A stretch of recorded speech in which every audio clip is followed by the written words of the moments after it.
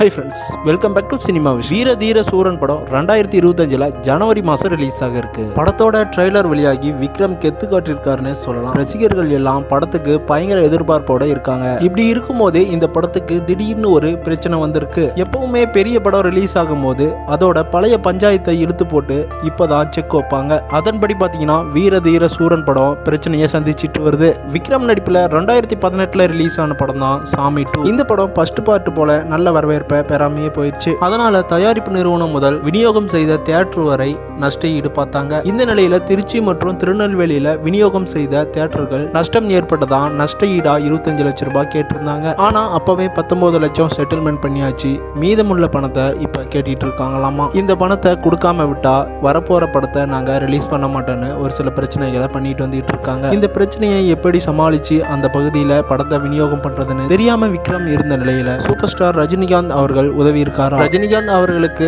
அந்த ஏரியா விநியோகஸ்தரர்கள் ரொம்பவே க்ளோஸ் ஆனவர்கள் அப்படிங்கறதுனால ரொம்பவே சுலபமா பேசி தீர்த்துட்டாங்க. அதனால சூப்பர் ஸ்டார் ரஜினிகாந்துக்கு ரசிகர்கள் எல்லாம் பாராட்டுகளை தெரிவிச்சுட்டு வந்துட்டு இருக்காங்க. இது போன்ற சினிமா செய்திகளை உடனே தெரிஞ்சுக்க நம்மளோட சினிமா விஷன் சேனலை கண்டிப்பா சப்ஸ்கிரைப் பண்ணிட்டு பெல் ஐக்கனை கிளிக் பண்ணிக்கோங்க.